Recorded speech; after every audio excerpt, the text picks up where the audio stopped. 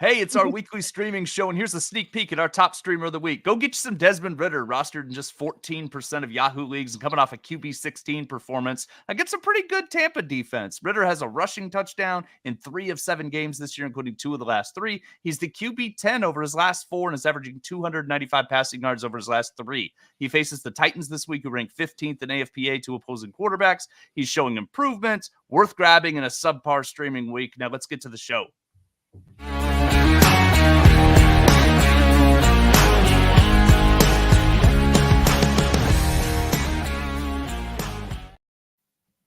Welcome, everyone, to the Most Accurate Podcast. I am one of your hosts, Brandon Niles. With me is my fantastic co-host, the great Jen Akins. Jen, how's it going, buddy?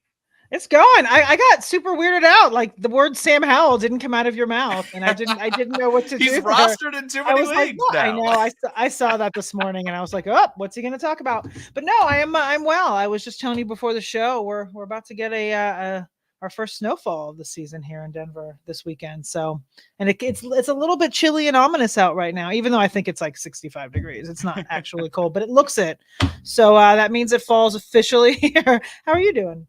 I'm doing pretty good. Basketball season kicks off today. Like we're right in the heat of football season. We're about to hit the World Series. It's like a perfect sports. It's like this. It's my favorite sports time of the year because everything kind of converges, and then I end up staying up way too late to watch everything that's on. So, but I'm doing good. Hi, Albert. Thank you for joining us in the chat right now. As a reminder to everyone, this is our weekly streamer show where we highlight the quarterbacks, tight ends, kickers, and team defenses you should be targeting as streaming options for the upcoming week. We only discuss a streaming option if they're available in 40% or less of Yahoo leagues. So if your favorite option is discussed, or if Sam Howell isn't discussed, it means they're rostered in too many leagues. That's the way it goes. If you've got any chats to send us, we will answer questions as best we can. And if you're not a member at 4for4.com yet, please go sign up. Use the go to 4for4.com/plans. Use the promo code YouTube to get a discount on a membership. So let's see here. I don't see any questions yet. So do you want to just hop right into the other quarterbacks? I guess so. You know what? I'm gonna flip the script here right now, Brandon. Yeah. Is it a good week to stream quarterbacks?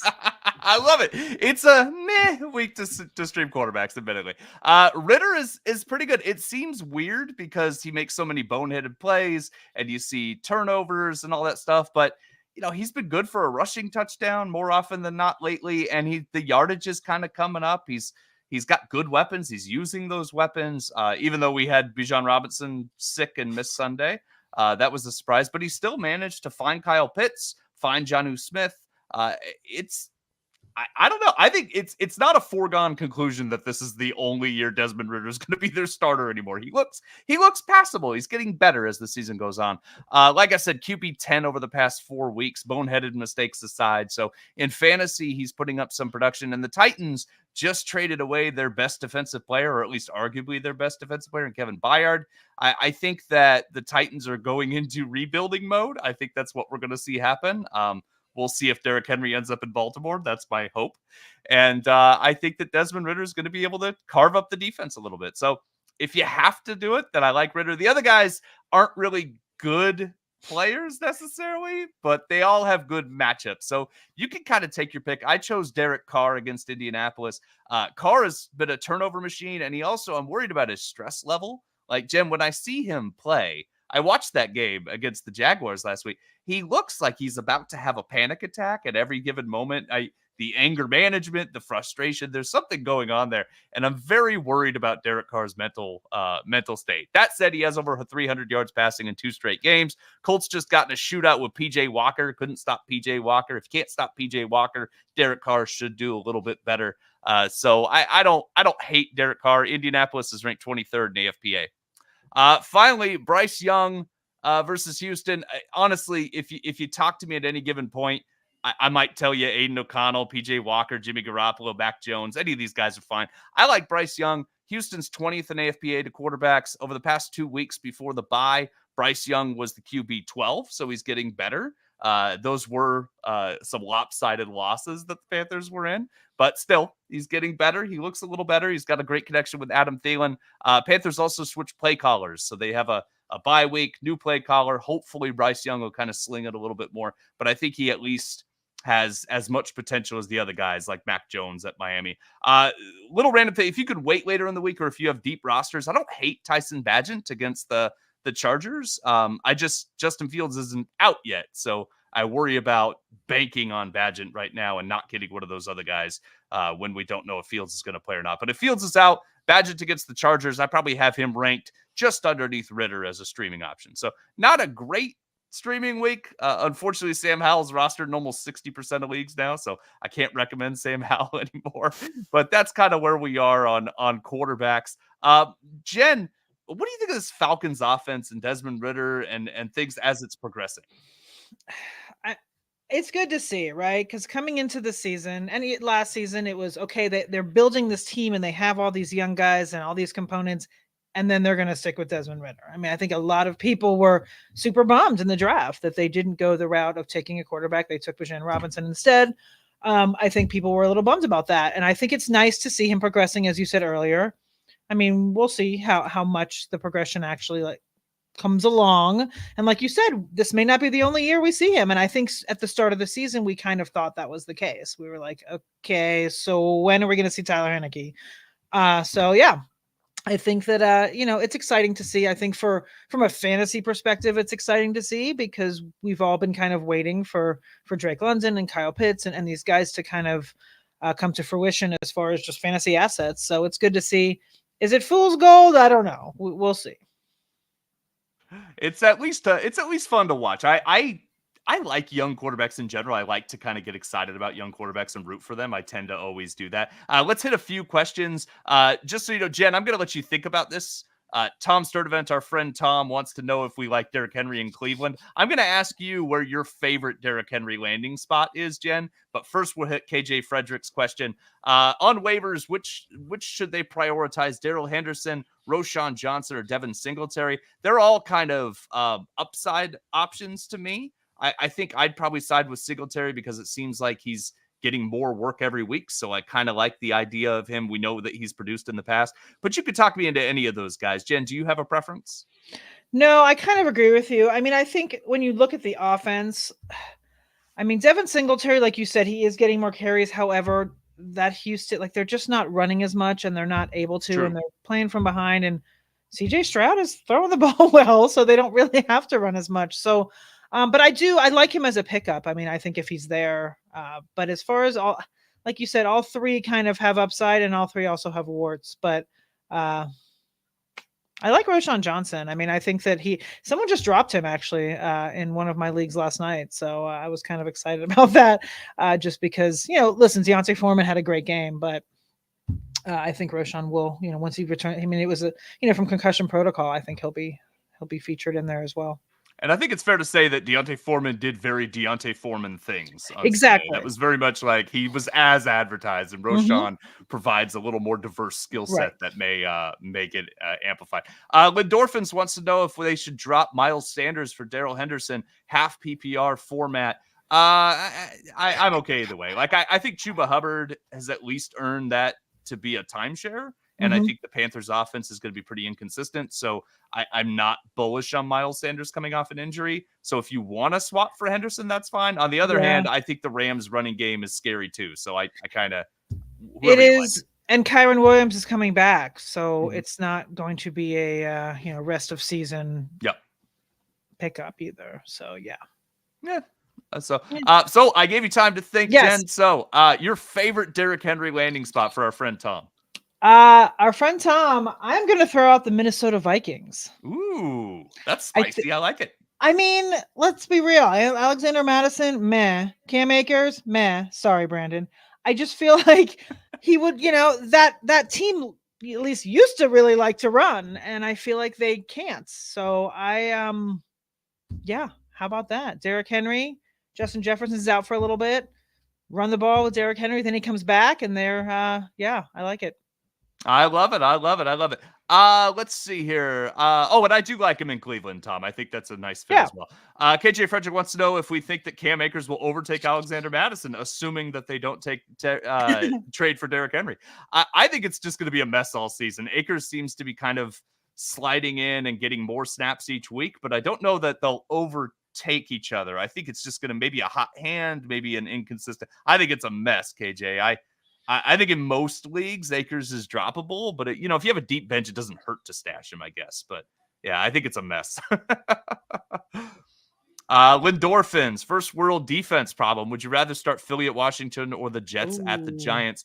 I think Philly at Washington makes more sense to me because Tyrod Taylor, say what you will about him, he doesn't really turn the ball over, whereas Sam Howell has been turning the ball over. So I'd go with Philly there. But what do you think, Jen? I think it's actually really close. Mm-hmm. I mean, they both offense. If you look at adjusted fantasy points allowed, I believe the Eagles Washington. Yeah, I mean they're dead last, and the Giants are right behind them. So both of those teams. Yeah, I mean I'd say the Eagles by a hair, but that is, like you said, that's a very good problem to have.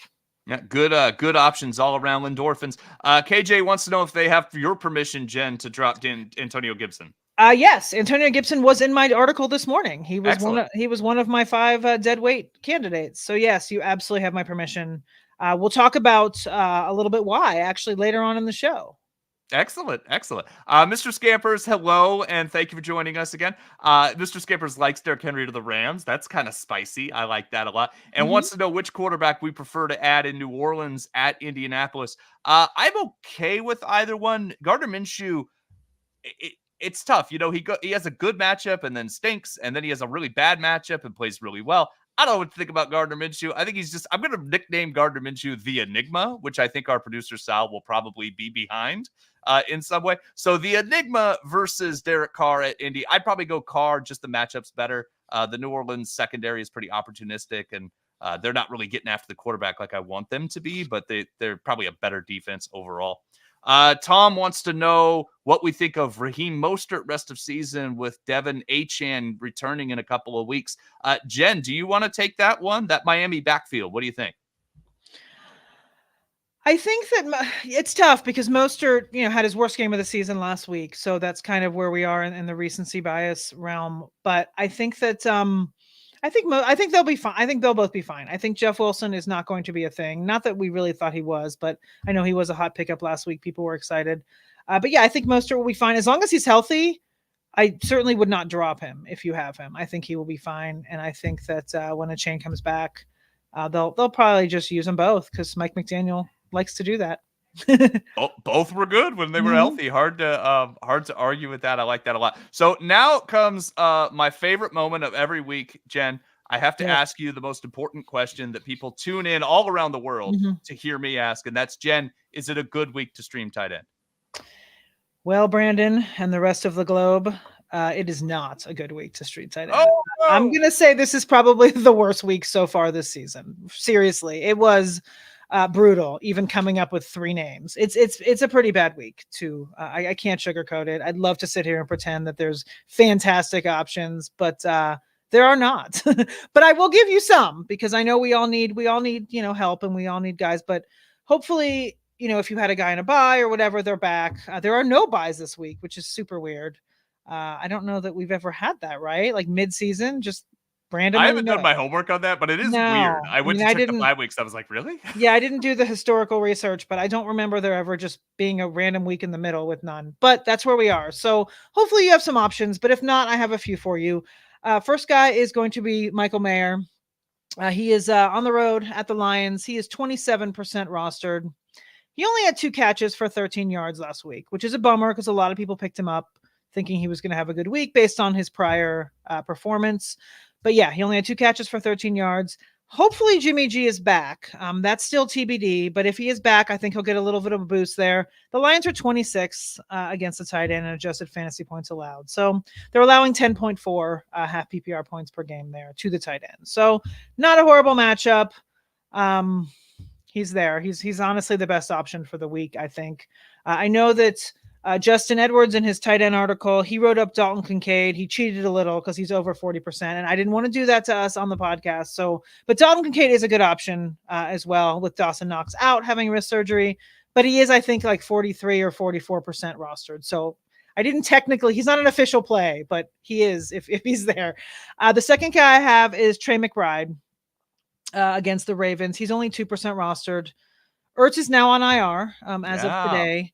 Not a great matchup against the Ravens. I mean, let's be real. The Ravens are a tough defense, and they're tough in the tight end department as well. So not a great matchup, but he is a body, and he is going to be the tight end one. So Trey McBride is my my second option there. Third guy is pretty deep pull. I'm going with Connor Heyward. Connor? Did I say Connor? Connor Heyward. Connor. I think that's okay. It's the past tense. Connor. Yeah, that's what it is. I wanted to rhyme Connor Heyward apparently, so that's how it came out. But no, Connor Heyward against Jacksonville at home. He is 0% rostered.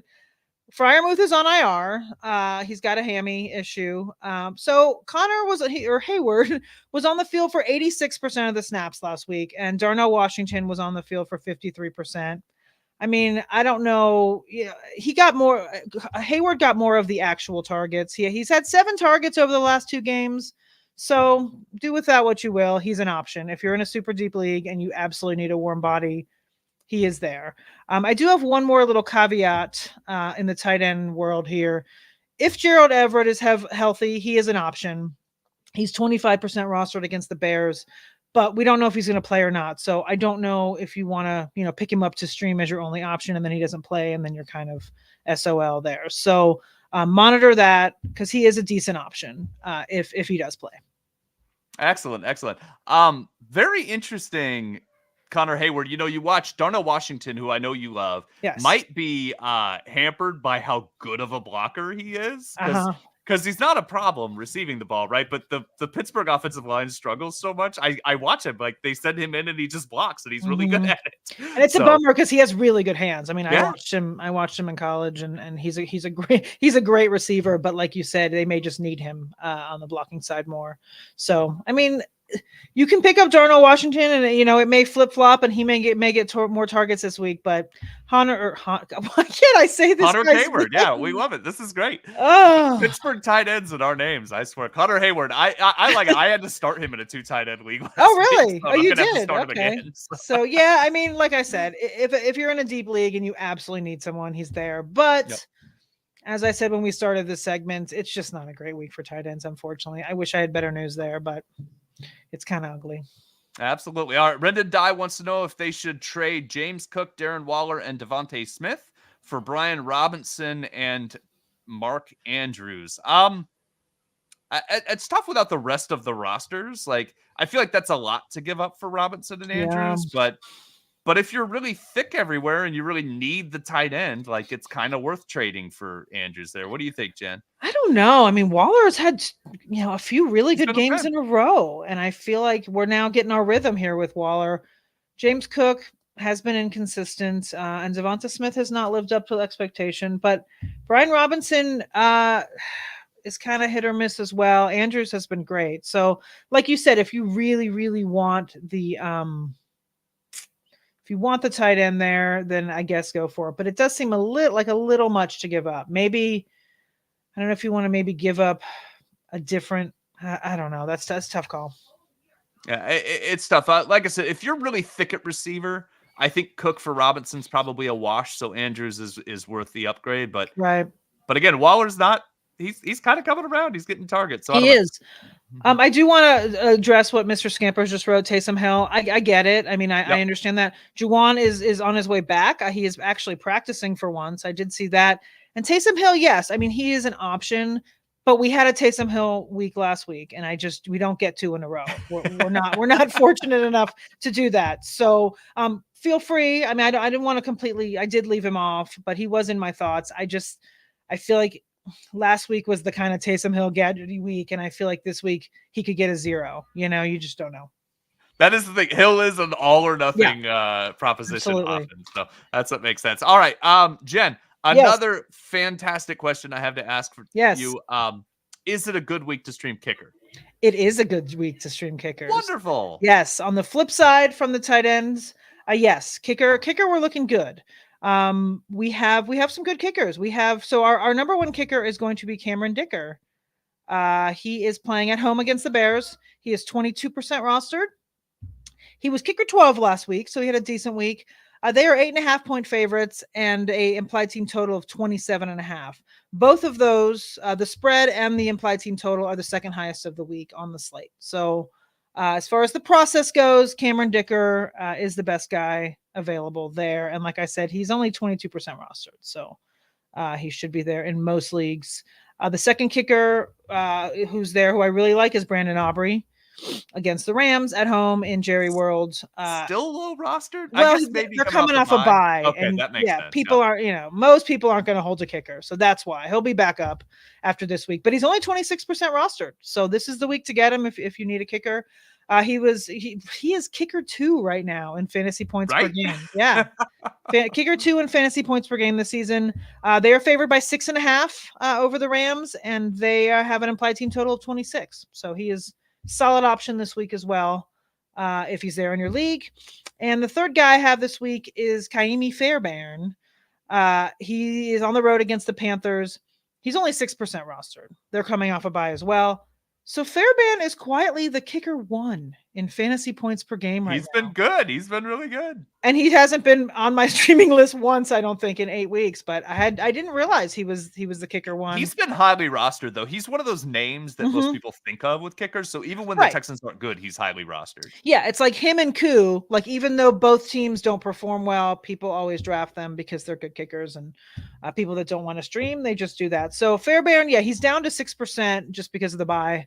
But yeah, he's there. I mean, they're 3 points favorites over the Panthers, and they have their implied team total is 23, so not huge, but he's there if you need him in 94% of Yahoo leagues at the moment. So those 3 kickers, solid. There's a couple others. I didn't write them on the sheet. I've got a few bonuses if you want, but I want at least one bonus. I count on a bonus. Okay. Every week, Jen.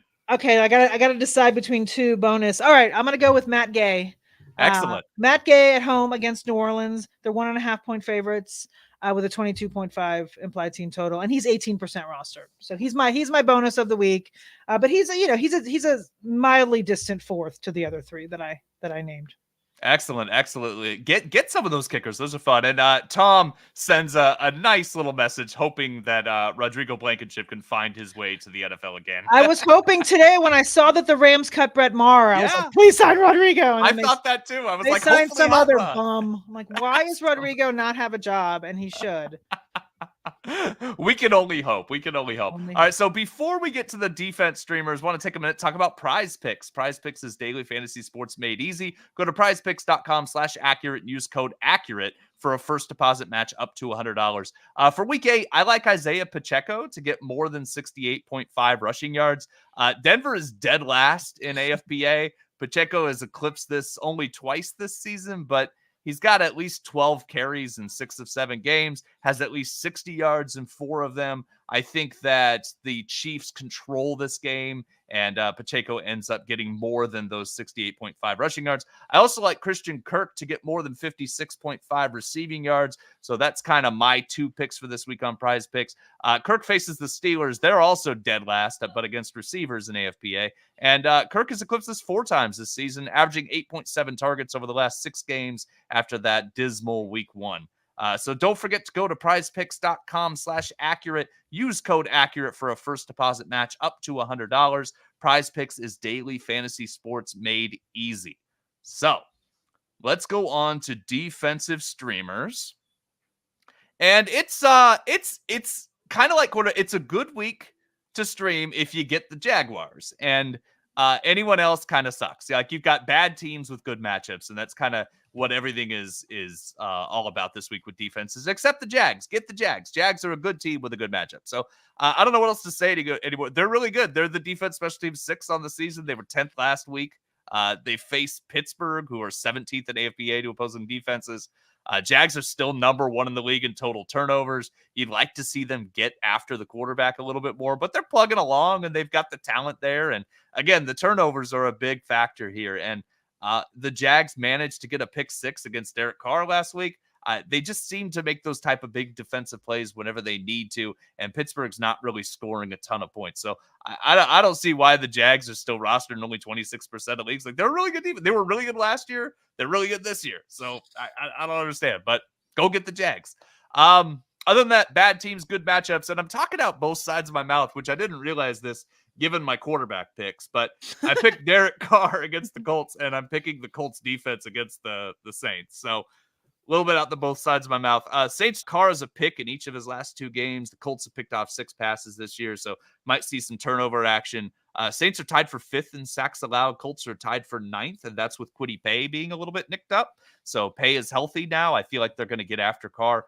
Saints averaging just 19 points per game, and even that's inflated because of the 34-0 blowout of the Pats back in Week 5. So I think this is going to be a low-scoring game. Of course, I said that about the Colts-Browns last week, but I think it's going to be a low-scoring game, so I'd go after the Colts. And then the Texans at the Panthers. Again, both sides of my mouth here. Bryce Young and the Texans defense. So Panthers 23rd in AFPA to defenses. Houston has a +6 turnover differential, tied for 2nd best in the football.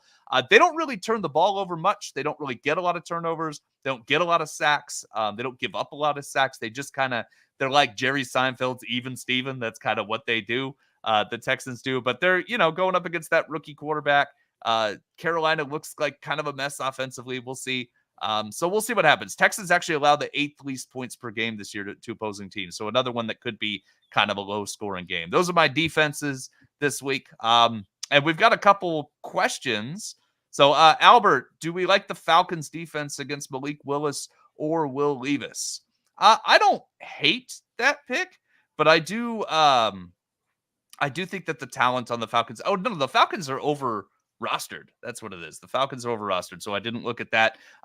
But yeah, if they're available, I don't mind them against a rookie or 2nd-year quarterback, especially on like I said earlier, on a Titans team that is tanking at this point. Chris wants to know if they should trade Darren Waller for a running back and who to target. These open-ended trade questions are always kind of tough.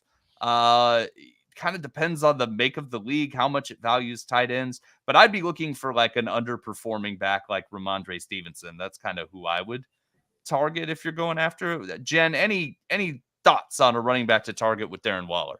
Yeah, I was kind of thinking the same thing, like Ramondre or maybe like a James Cook, someone that's kind of, like you said, underperforming. I mean, I think Mixon possibly, but I mean, Dameon Pierce would be great. I don't know if anyone would do that.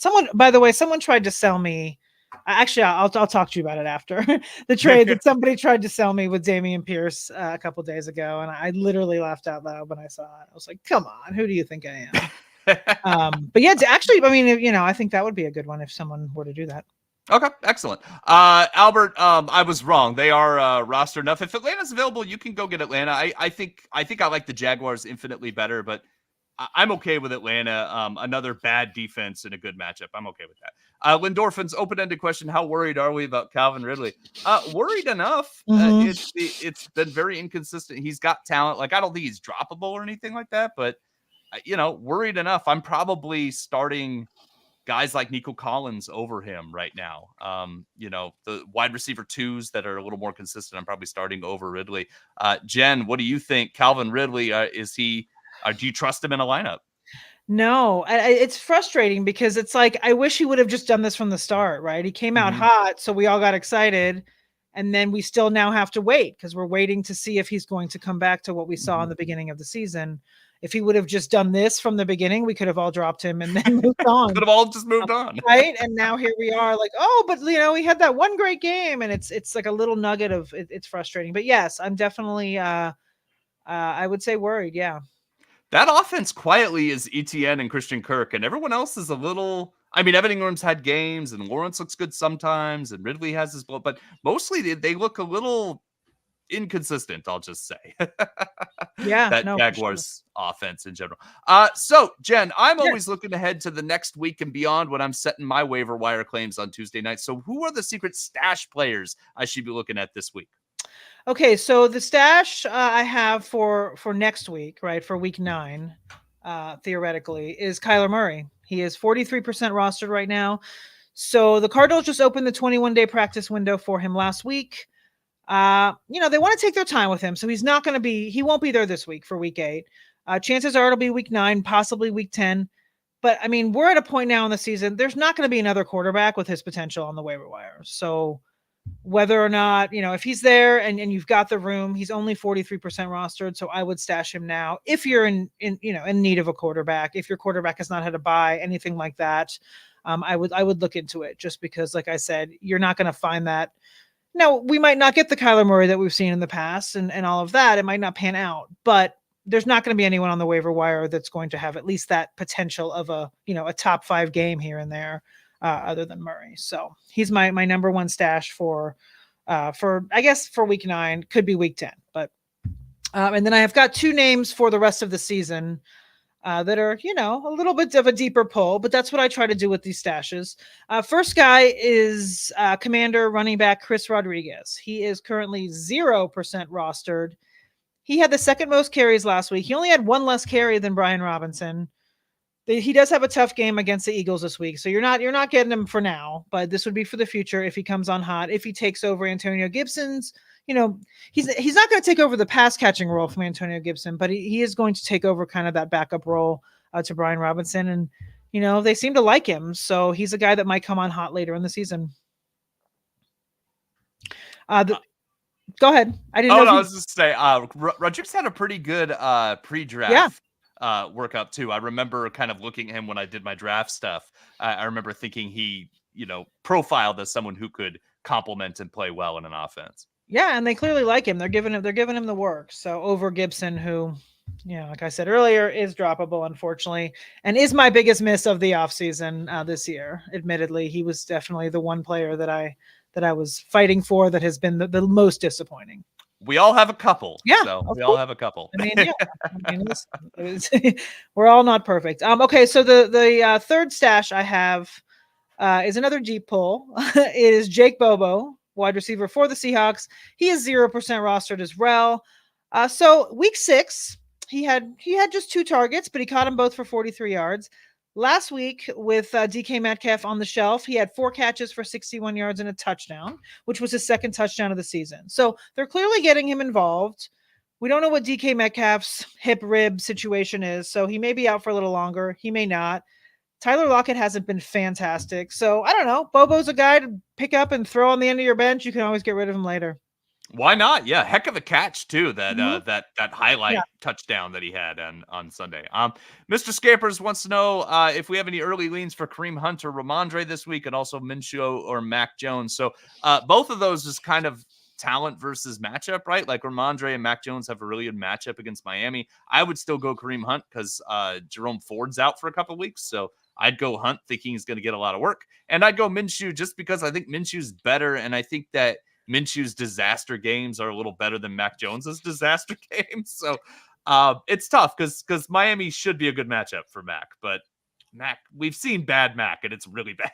What do you think, Jen? No, I agree with you. I would monitor. I think Kareem Hunt is dealing with some kind of an injury. So okay. Monitor that. But yes, I agree with your choices there. Yeah. For the same reasons. Okay. Mr. Scapers also wants to know if they should grab DeMarcado if they were dropped. Depending on your roster, I think he's worth grabbing. I think he's played well enough that he'll get some passing down work when James Conner comes back. So I like having him on our roster. I don't know that he'll continue to get to see 70-80% of the snaps once that's a healthy backfield. But I think he's carving out a role, and he looks like a good pass catcher to me. So Lindorphins, the Nico comment helps. No problem, Lindorphins. Thanks for listening. Jen, I think that's it. I think that's all I've got this week. Do you have any final thoughts before we go? I do not. No, I think that, like I said, it's kind of weird. We have no buys this week. So we should all have, decently full rosters. It shouldn't be a full scramble. We do have, a decent amount of injuries that we have to work around. But as far as bye weeks, we get a little reprieve there and should all, have full rosters, and we've got some good matchups ahead. So yeah, should be a fun week.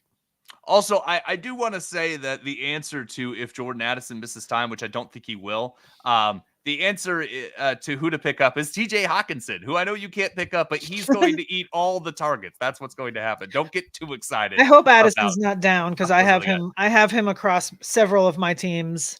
So let's hope. Supposedly he's okay. I think I it's thought it like was cramps or cramp, something. right? Yeah, He's supposedly fine. he's okay. So okay, but I Fine. know that's what my Twitter DMs and questions were filled Oh, with really? today was which Minnesota pass catcher should I pick up? So I think I don't think any of the ancillary players are the ones to pick up there. I think TJ Hawkinson just eats. So thank you, Jen. Always a pleasure, listeners. Don't forget to subscribe to this podcast. Thank you to everyone in the chat. We appreciate you. We're here every Tuesday evening at 6:30 p.m. Eastern Standard Time, although we will be a little early next week for Halloween, 6 o'clock next week. Jen and I are both parents, and we're going to try to get our kids out trick-or-treating a little bit earlier. So 6 p.m. Eastern Standard Time next week, but normally 6:30. So come join us throughout the season live on the 4for4 YouTube channel to discuss streamers that'll get you through your fantasy season. You can follow us on Twitter at Jen Akins NFL and at 2guysbrandon. Thanks so much for checking us out, and have a good day.